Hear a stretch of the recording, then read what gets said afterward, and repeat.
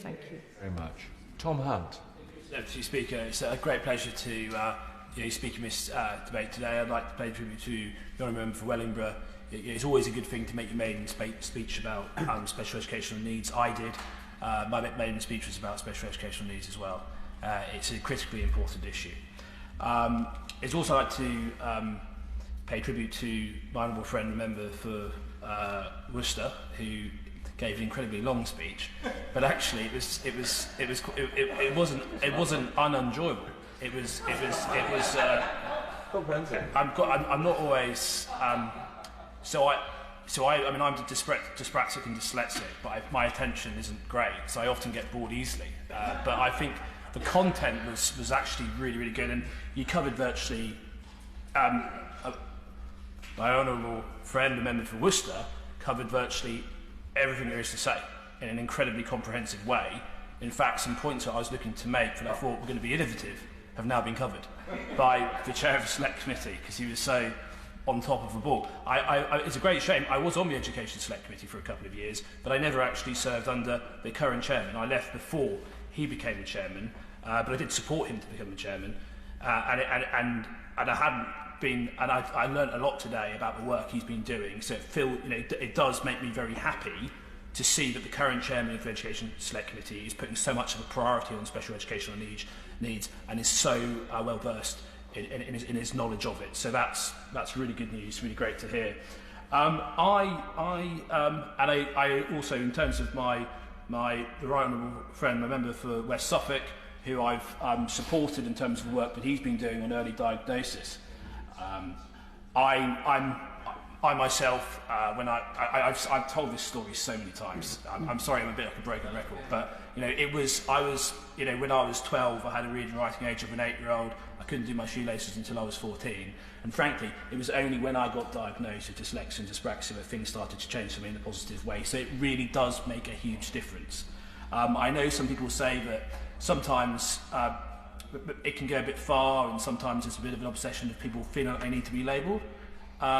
Maybe in the minority of cases that may be an issue, but I think in a vast majority of cases, people need to know, they deserve to know what it is they've got if they're neurodivergent, because other people can better understand them, they can better understand themselves, and actually those things that may be real challenges can actually over time, throughout the course of their life, become assets. Certainly, if somebody turned up with a magic wand today and said, Tom, I could wave a magic wand and you'd no longer have dyspraxia and dyslexia, I'd say don't wave the magic wand, because I want to have dyslexia and dyspraxia. It presents me with a number of challenges. Last week, 2 weeks ago, some people try and say that I use it as an excuse for things where I should be a bit more on top of things. 2 weeks ago, I left my phone in the back of the cab, lost the phone, and then last night, I left my rucksack in the back of somebody's car, and I've only just got it back, which is why there's been lots of activity here, with messages being passed. So yeah, but I'm not going to use my forgetfulness or my dyspraxia, but I think it might have something to do with it. But so I did sign. So my right honourable friend, member for Houghton Price and Howden, I think it is. Yeah, that's it. Yeah. I haven't had a phone to check his constituency online because he's here. So I've had to sort of get some advice from colleagues about the name of my right honourable friend's constituency, but I think I've got it. You've just missed my excuse for not knowing it. But I'll talk through the chair from now on. Sorry. But I think I was very pleased to sign that letter, because I know that there are significant funding issues on this. And I sat and I watched the budget, and I do welcome the fact there's some additional funding. But honestly, do I feel like it is the game-changing moment we need on SEND funding? The answer to that question is no. And I think pretty much everyone sees special educational needs as being a very important issue. It's not a very important issue. It's a critical issue. It is one of the most important issues that links in with so many other things. And we need to see that big picture. We need to see how getting SEND right relates to tackling crime. We need to see how getting SEND right links to entrepreneurialism. We need to see how getting SEND right helps us deal with providing mental health services. These connections, these links must be seen to truly understand how important it is. It can't be seen in isolation alone. And of course, my right honourable friend, the member for West Suffolk, knows that in Suffolk, sadly, we've had a failing SEND system.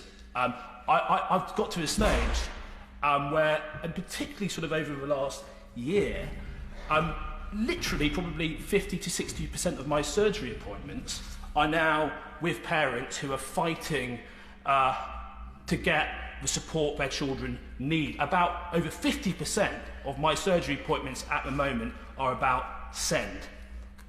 Yep, and probably about 20% are about mental health. And some of those individuals, or individuals whose loved ones, are struggling, often crippled by mental health problems. It is not disconnected from the fact that they haven't got the support they need because they're neurodivergent. Earlier this week, I met with the Norfolk and Suffolk Mental Health Trust, again, an organisation that has been in special measures for a very long period of time. And we heard some tragic stories from campaigners whose loved ones are no longer with us because they were failed. In particular, I remember hearing from one lady who wasn't my constituent, but she was explaining how her son, who is no longer with us, had dyspraxia, dyslexia, and autism. And that did link in profoundly, not getting the support. If you're not understood, if you feel like you're not understood, sometimes you might not even understand yourself fully in the world around you. You can understand how it can breed deep upset and anguish. So the two things are linked. In terms of the, we do have, over the course since 2019 in Ipswich, we've had 2 new special schools, the Sir Bobby Robson School and the Woodbridge Road Academy. And each of them provides about, up to around 50 places. But I remember speaking to the head teacher of the Bobby Robson School, and already they're taking a few more people than they planned to. There just aren't enough places, even with those 2 new special schools. It's great for those who get in. It's been transformative. It's turned some of their lives around. But for every young person who gets a place, there are a number who can't get a place. And of course, part of this needs to be about the mainstream.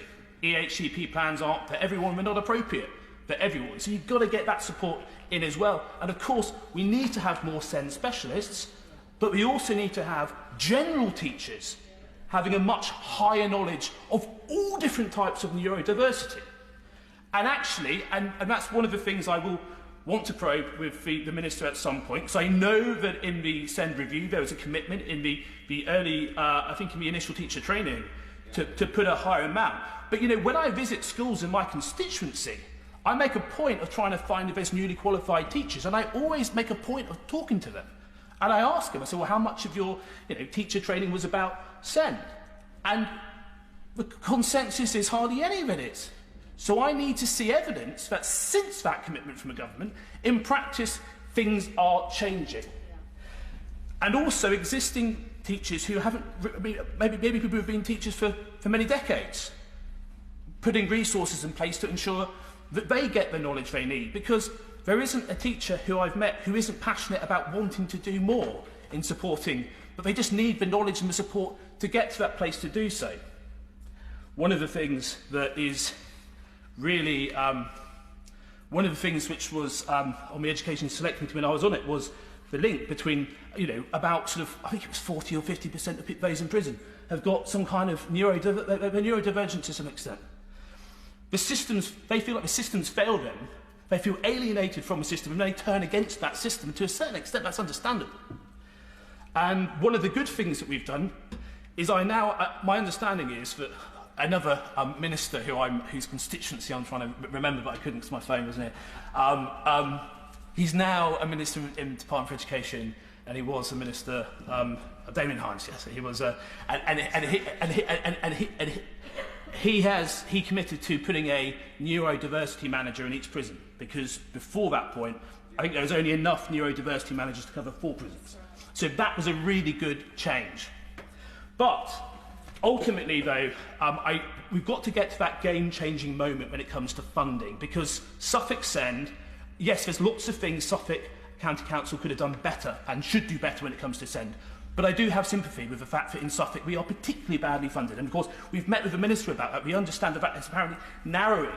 But how can I explain? How is it defensible for me to explain to parents in my constituency why their children who are neurodivergent are worth less than children who are neurodivergent, not just in London, we've come used to that kind of disparity, but in Norfolk and Essex, it's extraordinary. I can't defend that. I don't want people who are neurodivergent in those areas to get any less investment. I want them to get all the investment in the world, but I just want young people in Ipswich and Suffolk who are neurodivergent to get that support as well. Why does this matter? And I raised, I'm concluding now. I raised it in an intervention earlier. And because this is a debate about the budget, you know, I won't just make the argument about why this is morally the right thing to do, but it is, even taking the bean counters approach, the Treasury view, investing in Send, having that game-changing moment when it comes to funding Send, is good for the taxpayer. It unleashes the talent and the ability of so many people who think differently.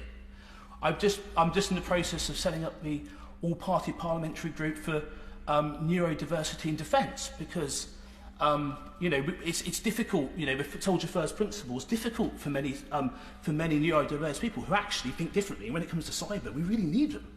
But I actually, this might surprise people, but I briefly flirted actually with joining the Royal Navy as an officer. It might surprise some people, I did.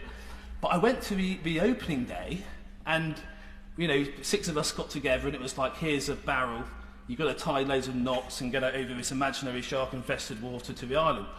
And at the time, I think I was probably 25, I felt like I was 11 or 12 again. I felt thick again. I felt like people were looking at me like I was stupid. So we've got to do this. I know that the Minister, I served on the Education Select Committee with him, and I know that he's in this place because of education. I know that he's in this place because of his passion for education, and I know that he gets Send. So I want to help the Minister.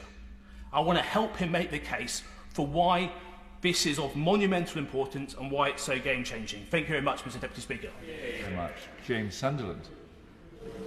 Mr. Deputy Speaker, it's an enormous pleasure to follow the member.